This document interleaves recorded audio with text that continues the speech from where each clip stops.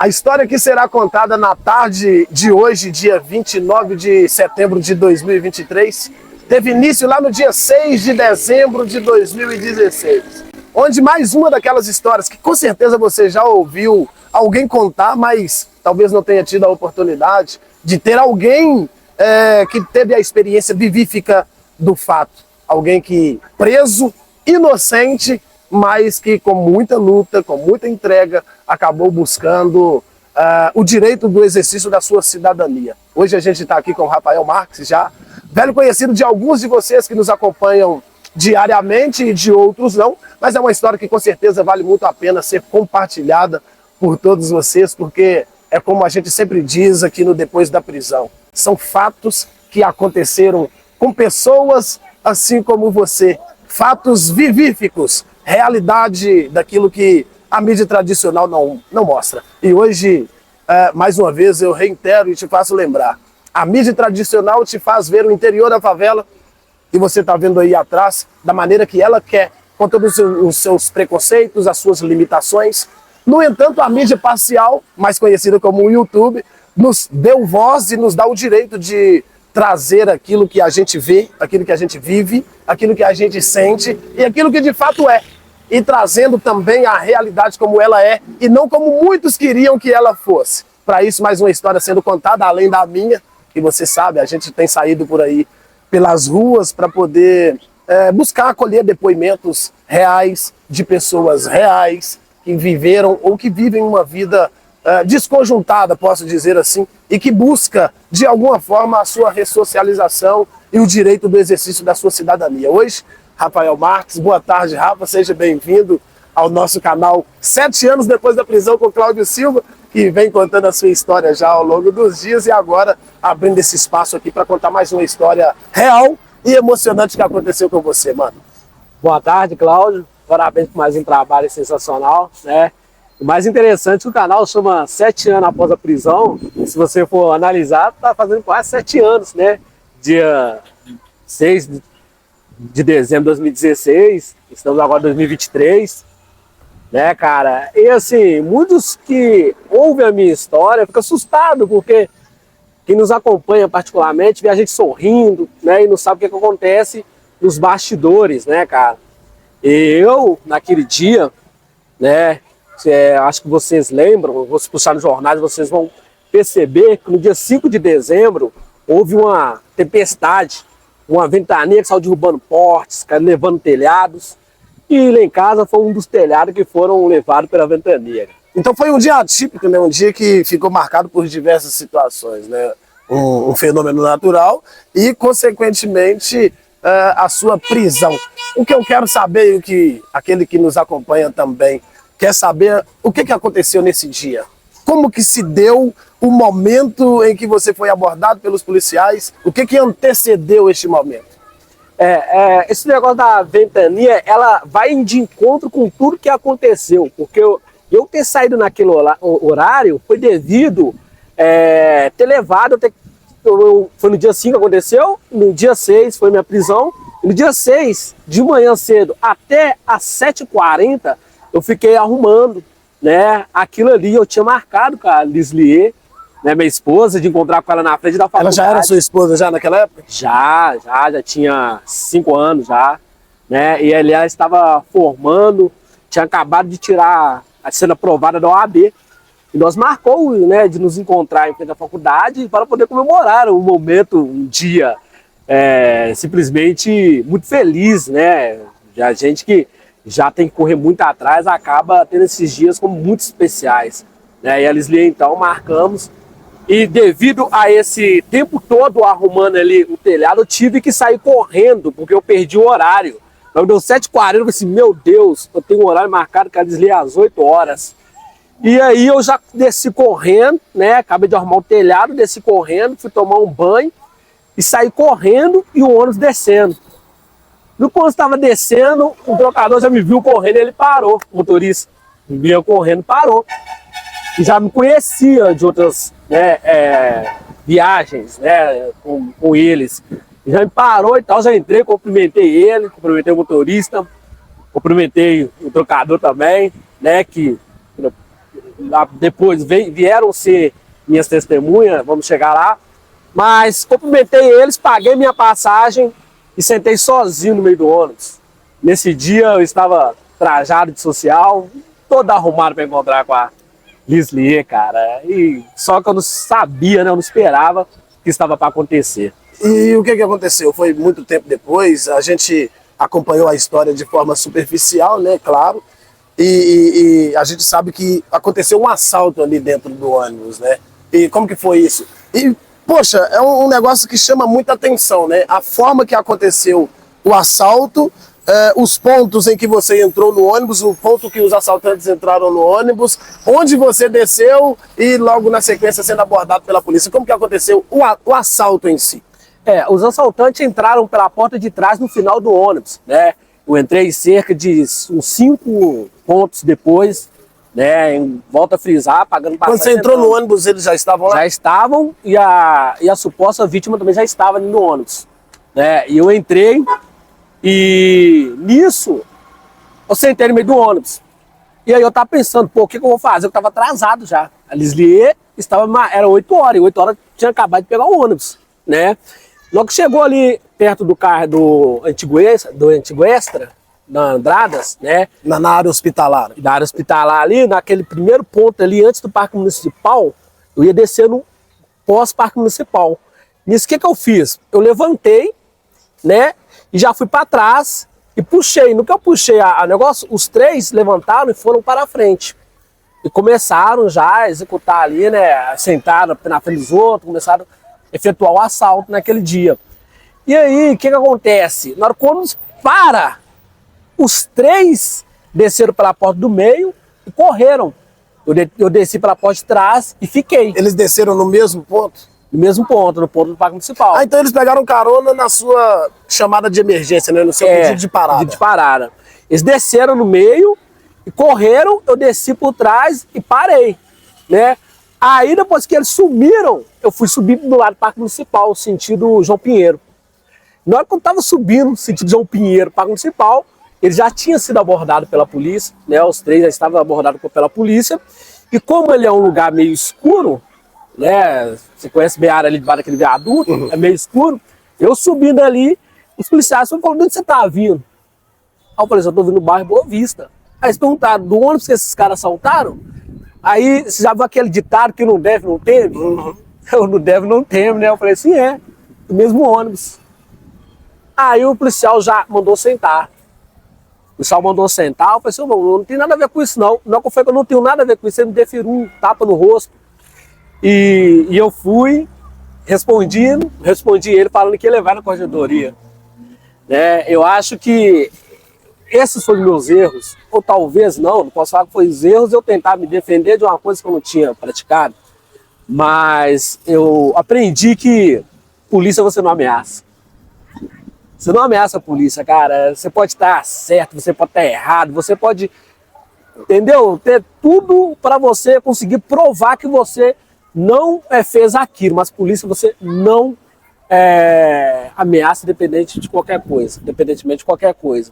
E nisso eu fiquei sentado, comecei a pedir ele, falei assim, não, eu estava indo encontrar com a minha esposa, ali na faculdade, Promove, perto do Detran, liga para ela que vocês vão confirmar, Aí ele, não vou ligar não e tal, não vou ligar não, vai ser, pô, velho, só você ligar para ela, e por coincidência meu celular tinha descarregado.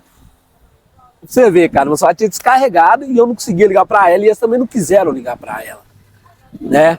E nisso, beleza, me revistaram, não acharam nada, porque de fato não tinha nada.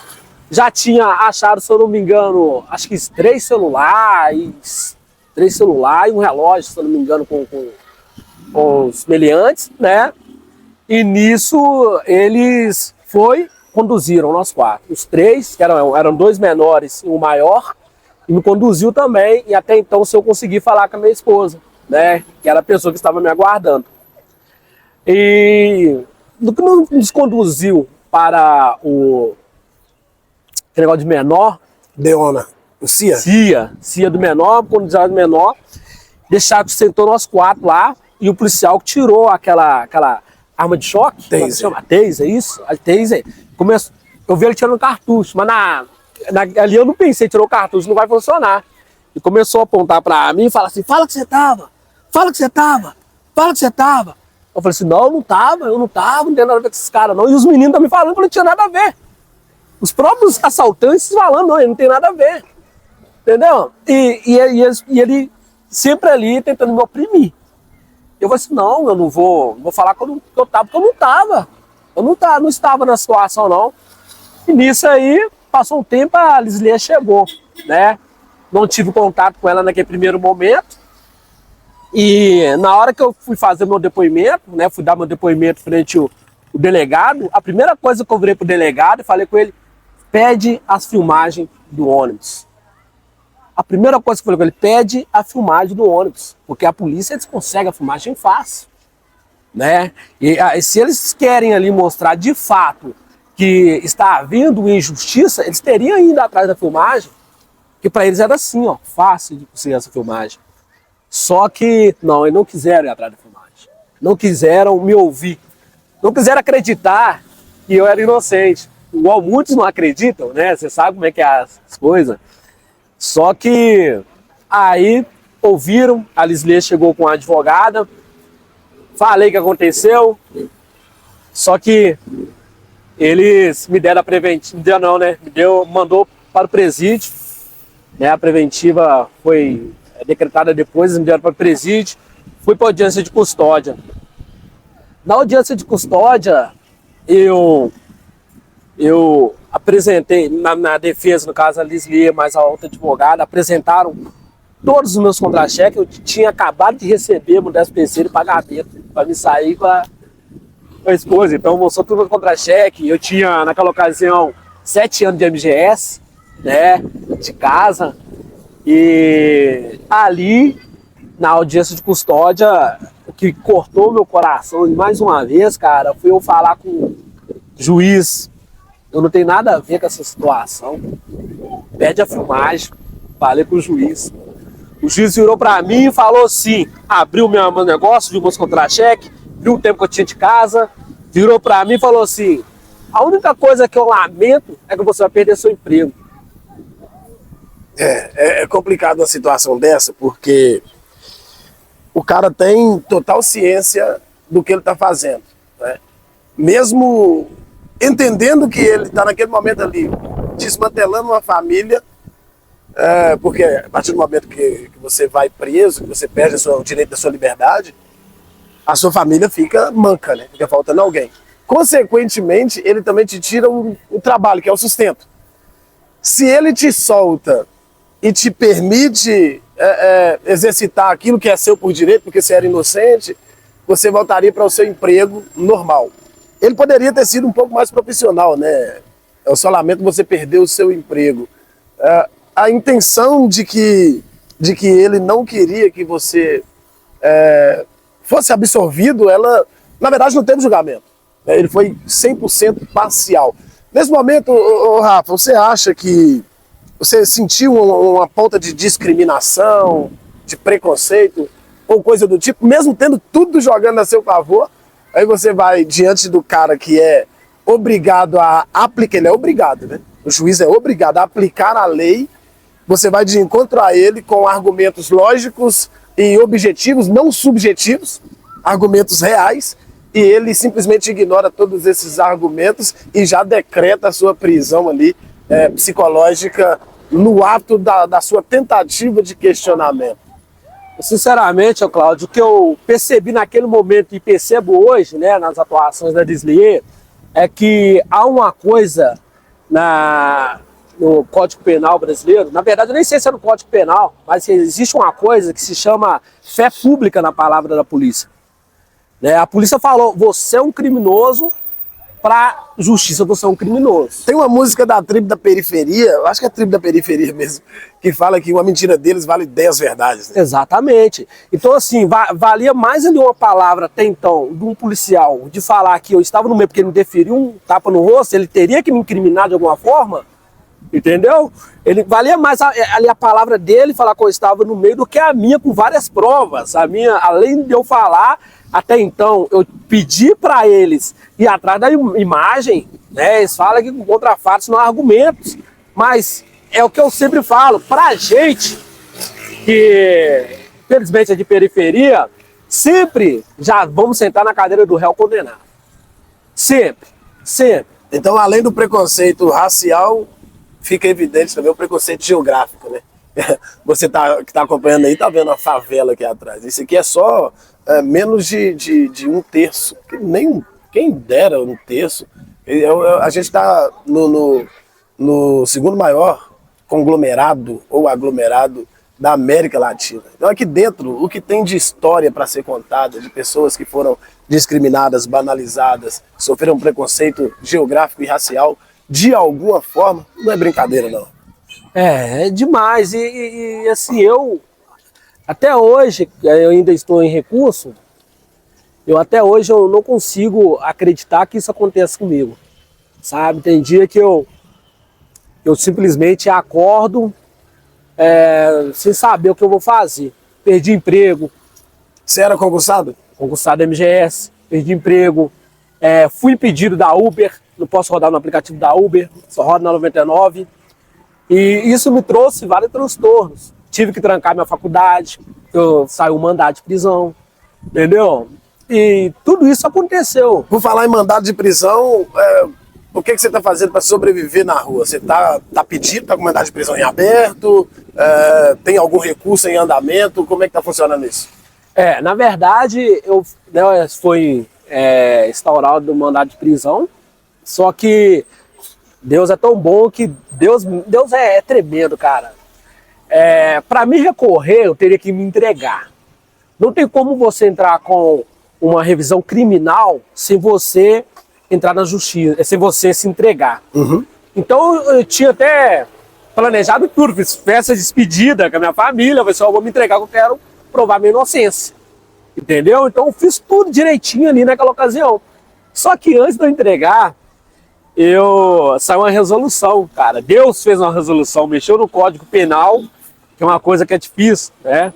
Aí saiu uma resolução em que eu teria que recolher o mandado de prisão, e eu, nesse caso, nesse meio tempo, né, corri atrás das provas. Vamos falar sobre isso, eu tenho mais provas, hoje em dia eu tenho mais provas ainda, né? E hoje eu rodo no aplicativo, né? Eu trabalho no aplicativo, volto a frisar, não consigo rodar no Uber, porque o Uber de imediato já me baniu da plataforma, e hoje eu estou só 99. E se você conseguir provar a sua inocência, a MGS tem que te trazer novamente ou não cabe nenhum recurso? Não, porque o caso da MGS, houve, assim, uma vontade minha de sair de lá também, entendeu? Eu já não queria mais, quando eles mandaram embora, eu já não queria mais voltar, entendeu? Eu me senti discriminado. Ali eu me senti como um lixo, sendo bem claro para você, porque eu acho que eles deveriam me ouvir, sabe, cara?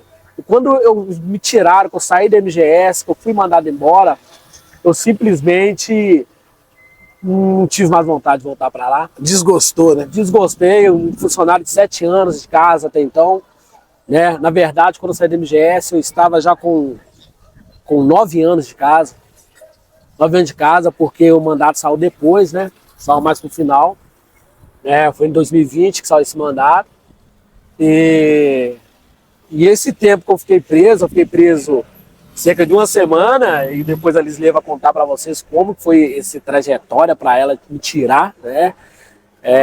Foi muito difícil, cara. E eu não, sei lá, eu fiquei muito incrédulo, sem acreditar. E lá dentro, Rafa, antes da gente entrar nesse assunto, que hoje, pessoal, é mais um bate-papo mesmo a respeito, é como se fosse uma resenha do que a gente vai fazer em relação à história do Rafa. A gente vai trazer detalhes, a gente vai conversar sobre dia após dia, porque não sei se você que está aí do outro lado sabe, quando se está preso, privado de liberdade, cada dia, cara, é um ano, é uma vida, é uma história a ser contada dia após dia.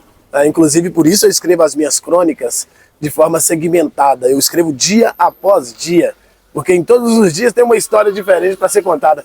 Antes da gente conversar sobre quem defende o seu caso, sobre quem é o advogado titular da sua situação. Queria que você contasse pro pessoal como que foi essa semana. Porque para muitos pode pensar assim, uma semana, o cara ficou preso, uma semana não é nada.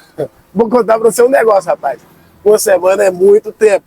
Como que foi, Rafa, essa semana dentro do sistema prisional, atrás das grades, dividindo aquele espaço com tudo que é tipo de criminoso e sendo você um cara inocente?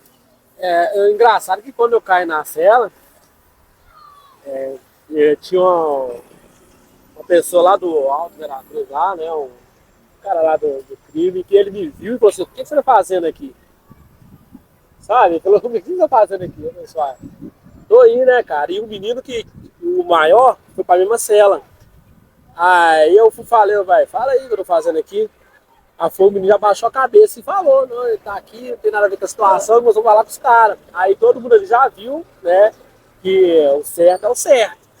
Tem que fazer o certo. E tem um porém nisso tudo aí, né? Para quem não tem vivência com esse lado da vida, quem vai preso e arrasta alguém, ele tem que ter uma justificativa muito plausível para que ele possa se sustentar dentro do sistema prisional, para que ele possa continuar no convívio, digamos assim, né? Porque tem um convívio e tem um seguro. O seguro é o lugar onde os camaradas que não se procedem da forma correta, criminalmente falando, porque tem um ditado aí fora e ele é verdadeiro, né? O crime é podre, mas não admite falhas. Isso é um fato. O camarada que arrasta alguém para dentro do sistema prisional, ele tem que se apresentar como o autor da situação e inocentar totalmente aquele que não tem nada com isso. Como que foi o procedimento dos camaradas lá com o rapaz que estava junto com você, Rafa? Exatamente. Aí ele já começou a falar, não, mas eu falei que não tinha nada a ver. Os caras me perguntavam, ele falou. E assim, o objetivo nunca foi prejudicar. Eu falei assim, falou de fato, que ele falou que eu não tinha nada a ver. Em todo momento ele falou, não tem nada a ver, né? Os outros dois, pelo que eles falou comigo depois no depoimento, que eles eram menores, os outros dois, e eles também te disseram que não tinha nada a ver, nem conhecia os menores, e eu fui condenado também por 244, corrupção de menor. Mas como que eu vou corromper uma pessoa que eu não conheço? Uma pessoa que tá uma ficha extensa, e você, por ser maior, corrompeu ele. Isso não existe. Então, assim, a vivência dele dentro do presídio foi tranquila, porque ele, de fato, falando assim no nosso linguagem, ele foi homem, entendeu? Ele foi homem, ele falou assim, não, o menino não tem nada a ver e tal. E ele chorou, né? Ela foi para audiência de custódia depois disso, e depois a gente voltou, que eu não saí da custódia, né? E ele começou a falar comigo que ia falar a verdade a todo momento, né? E simplesmente, antes da audiência de instrução e julgamento, foi uma vivência muito boa dele lá dentro, que eu fiquei só uma semana. Foi uma semana que parece anos, né? E é isso aí, cara. Isso aí. E a comida, Rafa? O pessoal fala que a comida na cadeia é bacana, um alimento assim, que te deixa bem de boa. Como que é a comida lá dentro? Sinceramente, cara, Você tava no Ceresp, né? Ceresp é só triagem, é só passagem. Só triagem, graças a Deus. Triagem é bom demais, né? Assim, o Marrocos, meu pão, né? Eu ainda vou gravar um vídeo para vocês falando só sobre os nomes, os codinomes que os alimentos, que a roupa, coberta, meia de ser colocado pele, tudo tem um nome diferente. Garfo, colher, tudo, caneta, tudo tem um nome diferente. Escova de dente, pasta de dente, colchão, tudo tem um nome. Mas e aí, Rafa? Aí eu chegava ali na parte da manhã ali, chegava o café, que era um leite com pão. Leite eu dava pros meninos lá, porque não sei se é porque eu tava pouco tempo ainda, mas não descia. Os caras faziam queijo com leite, cara. Deixa lá bicho, azedando lá. Nossa, os caras faziam queijo com leite. Aí de à tarde chegava lá Mantex, né? E eu vou falar com você. Não é bom não, cara. Mas, eu sinceramente, eu não entendo como que, né? Tem algumas pessoas que são pra julgar que ainda volta, velho. Nossa, Deus. Eu mesmo voltei 2 vezes, né? Lá atrás, com 18 anos, fui preso em 2003, depois fui preso de novo em 2006. Então, eu fui, a primeira vez não fiquei muito tempo, voltei depois. Era outro sistema também, né? Era outro sistema. A comida era da rua, as roupas eram da rua também. Da rua que a gente fala é do convívio natural da sociedade. Sua família leva, aí depois te deram uniforme, né? Uniforme vermelho, é muito agradável, né? Ó, ruim demais, você tá doido. E assim, e o bom disso é que como eu ali, os caras tudo viram pela minha reação, né, na cela, que eu de fato era inocente, né? Eles me trataram muito bem, sabe, cara? Me trataram muito bem, né? Eu sabia, eu tinha falado também que a tinha acabado de tirar um AB, aquilo ali também surgiu um certo interesse de conversar com ela, para olhar os casos deles, então isso eu fui tendo um tratamento para poder amenizar um pouco aquele sofrimento. Porque comida, essas coisas, e viver preso, você chegar na cela, na grade, e ver que você não pode sair, mano. É a sensação que tem. Eu tenho condição hoje, psicológica, de ficar dentro de casa 5, 10 dias. Hoje eu tenho condição. Só que, por que eu consigo fazer? Eu fiquei muitos anos preso, né? Então, eu consigo fazer isso porque eu sei que a hora que eu quiser sair, eu saio. A hora que eu quiser abrir a porta, brincar com a cachorra lá fora, sair com os meus filhos, eu faço isso. Agora, quando você está lá dentro, uma bala tem um valor que vocês não fazem ideia. É uma coisa absurda. A saudade que bate de todos os familiares e de todas as coisas que são feitas aqui fora é um negócio de louco, né, cara? Cara, eu vou com você, eu tinha meu menino, né, tava com 3 anos, no praia, né, e não saía da cabeça que eu saí de casa para divertir, para comemorar, eu estava numa cela. São coisas que vão acontecendo ali, vai passando um filme. Literalmente um filme na sua cabeça, do serviço. Né? Minha vida parou, cara. Porque 2016 fez eu perder muita coisa, sabe? Mas é muita coisa mesmo. O pior de tudo é que eu sempre falo, eu não saí de casa para cometer um crime. Eu não fui punido por uma coisa que eu cometi. Entendeu? Eu fui punido e sou punido até hoje por uma coisa que não tem nada a ver. Não acredito, não conhecia os assaltantes, não conhecia a vítima. Então, esse 2016 fez com que minha vida parasse, né? E até hoje eu sou impedido de fazer muitas coisas, né? Porque o medo de você fazer as coisas não poder ir para frente, entendeu? E é o que eu sempre falo, se eu tivesse saído de casa para cometer um crime bacana, você está pagando aquilo que você fez, então você tem que pagar. Se você fez, tem que pagar. Mas o problema é que eu não tenho feito nada, paga até hoje, né? Algumas coisas acontecem comigo até hoje. No dia do alvará, tinha um senhor, não esqueço desse senhor, cara. Um senhor negro, essa altura, cabelo black, chorando. Ele tava ganhando alvará chorando. Aí eu pensei, não, a pessoa tá chorando. Ele, não, porque eu não sei porque eu tô aqui. Então ali tava sendo mais um cara preso, mais um cara não, né? Aí, sei que vocês estão ouvindo aí, ó, é a realidade da favela. Um tanto de polícia. Essa é a nossa realidade cotidiana. Isso aí é música para os ouvidos de quem mora dentro da periferia. E a forma de ação deles é só Jesus que pode explicar para vocês. Quem mora dentro de favela e sabe o que eu tô falando. Na realidade, Rafa, não é mais uma pessoa, é mais um preto. Essa que é a realidade. Aí alguém pode dizer assim, ah, Cláudio, mas aí é vitimismo. Não, experimenta nascer preto. Experimenta nascer dentro de uma favela. E você vai ter a plena consciência de qual é a realidade de quem mora aqui, cara. É um negócio de louco, é um absurdo mesmo. A truculência que somos tratados, a forma de condução dos nossos processos e para piorar ainda mais, a nossa educação é extremamente limitada. Como você está vendo, agora eu estou usando o meu microfone aqui na mão, porque o microfone que estava com o Rafa acabou desligando e fatalmente, muito provavelmente, vai ter uns 2 cortes aí, porque talvez tenha perdido alguma coisa. Mas, Rafa, a questão da discriminação, como a gente estava dizendo, é um negócio assim palpável nos nossos dias e na nossa realidade. Claro, são 2 coisas que aconteceu aí nesse intervalo que de fato é foda. Eu perguntei, mas o que aconteceu? Eu estava voltando do serviço, Sozar de Janeiro, logo cheguei na rotatória, os policiais mandou ele já ficar de joelho, algemado, levaram para prisão, para delegacia. Entendeu? E assim, eu não consegui mais conversar sobre o que aconteceu de fato com ele, porque eu tive que sair, mas o cara parecia ter, o senhor parecia ter faixa dos 50 anos, chorando, cara.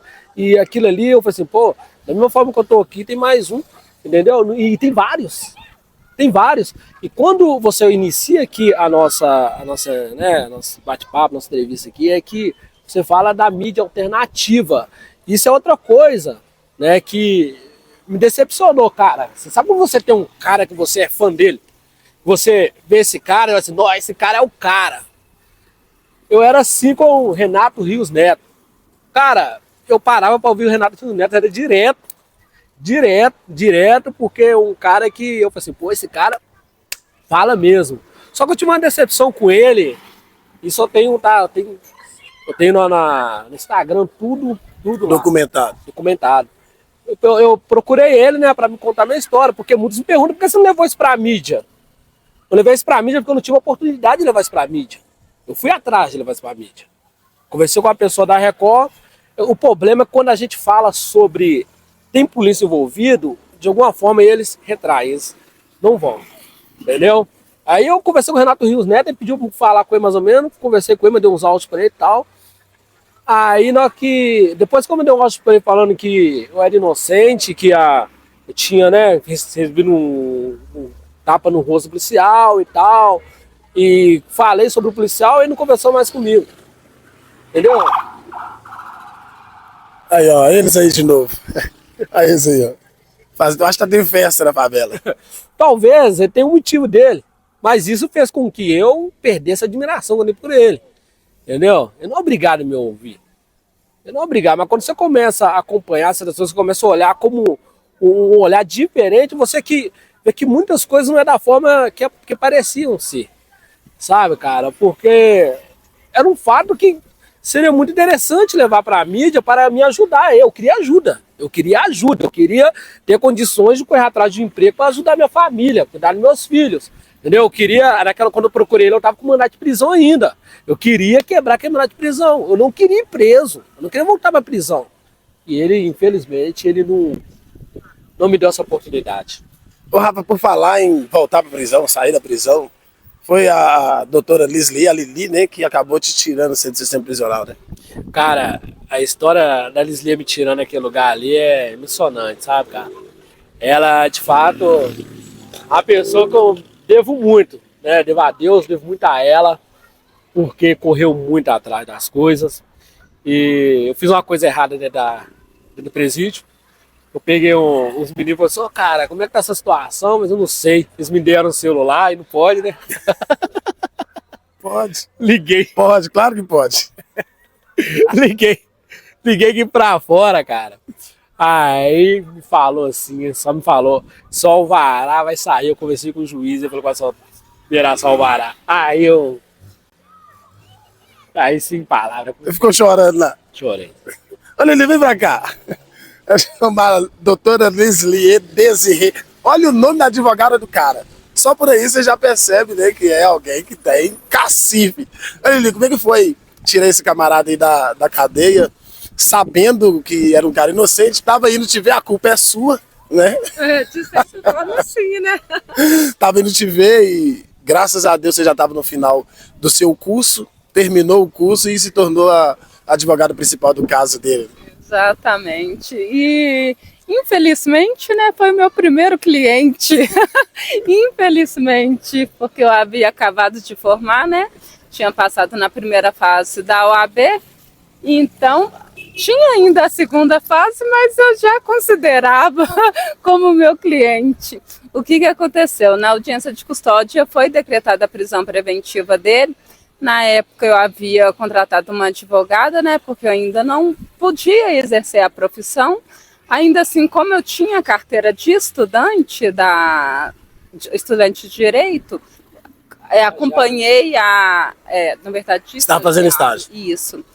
Acompanhei a audiência juntamente com essa advogada, lá foi decretada a prisão preventiva dele. Em seguida, a advogada e eu elaboramos um pedido de liberdade, que foi justamente a revogação da prisão preventiva, e neste dia foi um dia muito especial, porque eu, como estudante de direito, ainda não podia exercer quase nenhum poder, né? E eu criei coragem, falei, eu vou ir conversar com essa juíza. E eu lembro que eu cheguei na secretaria e falei, não, eu quero conversar com a juíza, assim, toda inexperiente, nem sabia se estava assim, fazendo a coisa certa, falando corretamente, né, sem experiência. E lá foi me concedido a oportunidade de estar despachando com a juíza. Naquele momento, eu chorando, eu chego até a me emocionar, porque a gente revive, né, a cena todo ocorrido, né? Tive a oportunidade de conversar com a juíza, que assim me recebeu assim de uma maneira assim espetacular. Lá eu falei que eu não era advogada, que eu era estudante de direito e que meu marido havia sido preso.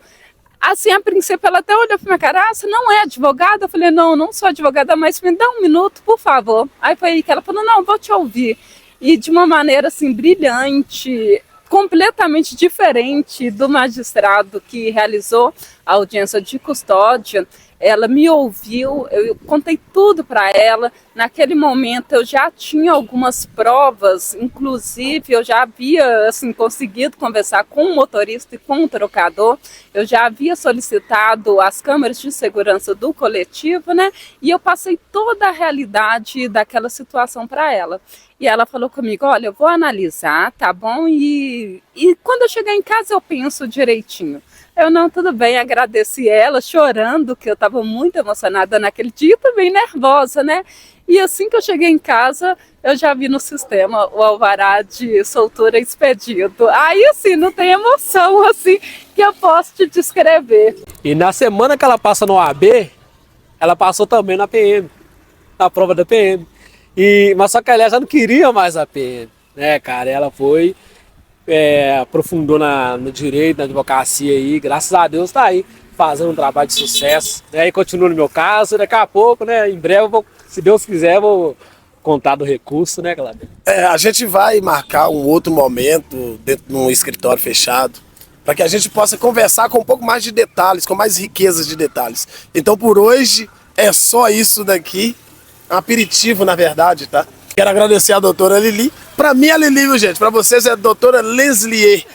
Obrigado, Lili, por discorrer tão bem sobre o assunto. Eu que agradeço pela oportunidade.